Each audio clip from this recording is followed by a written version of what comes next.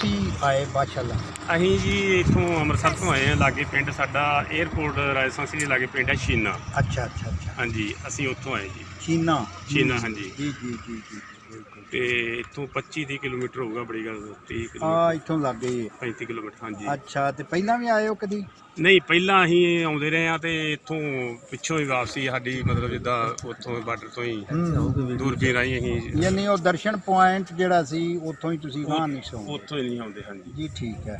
ਤੇ ਤੇ ਹੁਣ ਇਹ ਦੱਸੋਗੇ ਜੋ ਕੋਈ ਤੁਸੀਂ ਵੇਖਿਆ ਹੈ ਆ ਕੇ ਇੱਥੇ ਬਣਿਆ, ਹਾਂਜੀ, ਇਹਦੇ ਬਾਰੇ 'ਚ ਤੁਸੀਂ ਆਪਣੇ ਵਿਚਾਰ ਸਾਡੇ ਨਾਲ ਸਾਂਝੇ ਕਰੋ।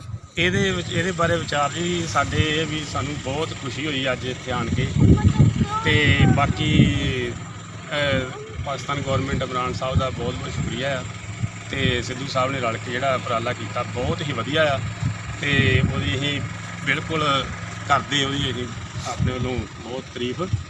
ਤੇ ਬਹੁਤ ਹੀ ਵਧੀਆ ਇਹਨਾਂ ਨੇ ਜਿੱਦਾਂ ਕੀਤਾ ਅੱਜ ਸਾਨੂੰ ਗੁਰਦੁਆਰਾ ਸਾਹਿਬ ਦੇ ਦਰਸ਼ਨ ਕਰਕੇ ਜਿਹੜਾ ਇੰਨਾ ਕੁ ਵਧੀਆ ਲੱਗਾ ਕਿ ਮਤਲਬ ਅਸੀਂ ਦੱਸ ਨਹੀਂ ਸਕਦੇ ਤੁਹਾਨੂੰ।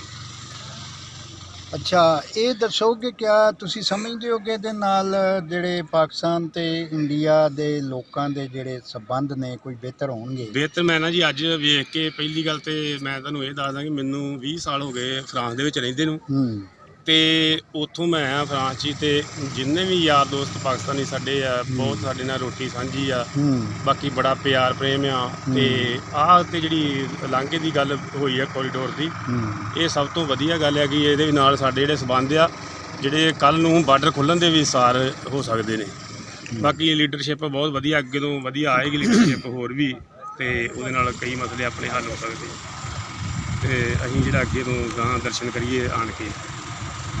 ਤੁਸਾਂ ਗੱਲ ਕੀਤੀ ਫਰਾਂਸ ਦੀ, ਤੁਸਾਂ ਵੇਖਿਆ ਫਰਾਂਸ ਨੂੰ, ਫਰਾਂਸ ਦੇ ਨਾਲ ਇਟਲੀ ਦਾ ਬਾਰਡਰ ਲੱਗਦਾ, ਪਰਲੇ ਪਾਸੇ ਜਰਮਨੀ ਦਾ ਲੱਗਦਾ। ਹਾਂਜੀ ਹਾਂਜੀ।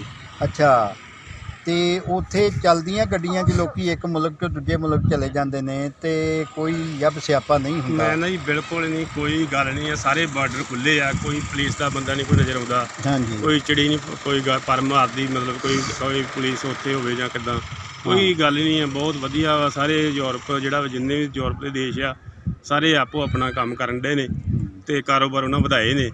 ਤੇ ਕੱਲ੍ਹ ਨੂੰ ਇਦਾਂ ਦਾ ਕਦੇ ਮਾਹੌਲ ਹੋ ਜਾਏ ਤੇ ਬਹੁਤ ਫਿਰ ਚੜ੍ਹਦੀ ਕਲਾ ਹੋ ਜਾਏ। ਮੇਰੇ ਇਲਮ 'ਚ ਕਿ ਸੂਬਾ ਸਾਰਬਰੋਕਨ ਜਿਹੜਾ ਹੈ ਉਹ ਤੁਹਾਡਾ ਜਿਹੜਾ ਨਾ ਫਰਾਂਸ ਦਾ ਆਖਰੀ ਡਿਜੋਨ ਉਹਦਾ ਨਾਂ ਹੈ ਜਗ੍ਹਾ ਦਾ। ਹਾਂਜੀ। ਡਿਜੋਨ ਦੇ ਨਾਲ ਸਾਰਬਰੋਕਨ ਲੱਗਦਾ, ਜਰਮਨੀ ਦਾ ਸੂਬਾ। ਹਾਂਜੀ ਹਾਂਜੀ। ਸਾਰਬਰੋਕਨ ਵਿੱਚ ਜਿਹੜਾ ਕੋਲੇ ਦੀਆਂ ਕਾਨਾਂ ਨੇ। ਹਾਂਜੀ। ਤੇ ਉੱਥੋਂ ਜਨਾਬ ਕੋਲਾ ਜਿਹੜਾ ਫਰਾਂਸ ਨੂੰ ਦਿੰਦੇ ਨੇ। ਹਾਂਜੀ ਹਾਂਜੀ। ਤੇ ਦੂਜੇ ਪਾਸਿਓਂ ਜਰਮਨੀ ਵਾਲੇ ਜਿਹੜੇ ਨੇ ਕੋਲਾ ਫਰਾਂਸ ਕੋਲੋਂ ਲੈਂਦੇ ਨੇ। ਬਿਲਕੁਲ ਬਿਲਕੁਲ। ਉਹ ਇਸ ਵਾਸਤੇ ਆਉਂਦੇ ਨੇ ਜੀ ਅਸੀਂ ਆਪਣੇ ਕੋਲੇ ਨੂੰ 500-700 ਕਿਲੋਮੀਟਰ ਸਫ਼ਰ ਕਿਉਂ ਕਰਾਈਏ? ਹਾਂਜੀ। ਸਾਨੂੰ ਇੱਥੋਂ ਤੋਂ ਲਾਗਿਓ ਮਿਲਦਾ ਦੂਸਰੇ ਮੁਲਕ 'ਚੋਂ, ਤੇ ਉੱਥੋਂ ਅਸੀਂ ਉਹ ਦੂਸਰੇ ਮੁਲਕ ਨੂੰ ਦੇ ਕੇ ਡੈਬਿਟ ਕ੍ਰੈਡਿਟ ਬਰਾਬਰ ਕਰ ਲੈਂਦੇ। ਔਰ ਅਗਰ ਅਸੀਂ ਤੁਸੀਂ ਸਮਝਦੇ ਹੋ ਕਿ ਪਾਕਿਸਤਾਨ ਇੰਡੀਆ ਵੀ ਇੰਜ ਆਪਸ 'ਚ ਇੱਕ ਦੂਜੇ ਨਾਲ ਪਿਆਰ ਮੁਹੱਬਤ ਔਰ ਇੰਜ ਦੇ ਮਾਮਲਾਤ ਸਿੱਧੇ ਕਰ ਲੈਣ ਤੇ ਦੋਵੇਂ ਮੁਲਕ ਤਰੱਕੀ ਕਰਨਗੇ ਔਰ ਤਜਾਰਤ ਵਧੇਗੀ ਤੇ ਤਰੱਕੀ ਵਧੇਗੀ ਤੇ ਖੁਸ਼ਹਾਲੀ ਵਧੇਗੀ। ਹਾਂਜੀ ਹਾਂਜੀ। ਔਰ ਜਿੱਥੇ ਲੜਾਈਆਂ ਹੁੰਦੀਆਂ ਨੇ ਉੱਥੇ ਨਫ਼ਰਤਾਂ ਹੁੰਦੀਆਂ ਨੇ, ਉੱਥੇ ਲੜਾਈਆਂ ਹੁੰਦੀਆਂ ਨੇ, ਔਰ ਜਿੱਥੇ ਲੜਾਈਆਂ ਹੁੰਦੀਆਂ ਨੇ ਉੱਥੇ ਤਬਾਹੀਆਂ ਹੁੰਦੀਆਂ। ਵੇਖੋ ਜੀ, ਦੋ ਮੁਲਕ ਆ ਤੇ ਗੌਰਮੈਂਟਾਂ ਨੂੰ ਕੋਈ ਫਰਕ ਨਹੀਂ ਪੈਂਦਾ ਇਹਨਾਂ ਚੀਜ਼ਾਂ ਨਾਲ ਜੇ ਸੋਚਣ ਤੇ, ਕਿਉਂਕਿ ਹੁਣ ਜਿਹੜੇ ਬਾਰਡਰ ਦੇ ਮਾਵਾਂ ਦੇ ਪੁੱਤ ਮਰਦੇ ਆ ਔਰ ਹਰ ਦਿਨ ਕੋਈ ਨਾ ਕੋਈ ਉਹਨਾਂ ਮਾਵਾਂ ਨੂੰ ਪੁੱਛ ਕੇ ਦੇਖਣਾ ਚਾਹੀਦਾ ਕਿ ਉਹਨਾਂ ਦੇ ਕੀ ਬੀਤਦੀ ਆ। ਇਹਨਾਂ ਦੇ ਕਹਿਣਾ ਵੀ ਕੋਈ ਗੱਲ ਨਹੀਂ, ਜਵਾਨ ਹੋਰ ਭਰਤੀ ਕਰ ਲਾਂਗੇ, 4 ਹੋਰ ਨਵੇਂ ਕਰ ਲਾਂਗੇ, ਪਰ ਇਹ ਆ ਵੀ ਇਹ ਸਾਰਾ ਕੁਝ ਖਤਮ ਹੋਣਾ ਚਾਹੀਦਾ। ਤੇ ਜਿਹੜੀ ਪਿਆਰ ਪ੍ਰੇਮ ਦੀ ਜਿਹੜੀ ਸੰਭਾਵਨਾ ਆ ਉਹ ਹਰ ਦੇਸ਼ ਦੇ ਵਿੱਚ ਹੋਣੀ ਚਾਹੀਦੀ ਆ ਔਰ ਅਮਨ ਸ਼ਾਂਤੀ ਨਾਲ ਜਿਹੜਾ ਵਾ ਹਰ ਆਵਾਮ ਰਹਿ ਸਕੇ। ਤੇ ਪਿਆਰ ਜਿੱਦਾਂ ਹੁਣ ਅੱਜ ਅਸੀਂ ਆਏ ਆ, ਸਾਨੂੰ ਇੰਨਾ ਕੁ ਜ਼ਿਆਦਾ ਪਿਆਰ ਮਿਲਿਆ ਕਿ ਅਸੀਂ ਤੁਹਾਨੂੰ ਦੱਸ ਨਹੀਂ ਸਕਦੇ।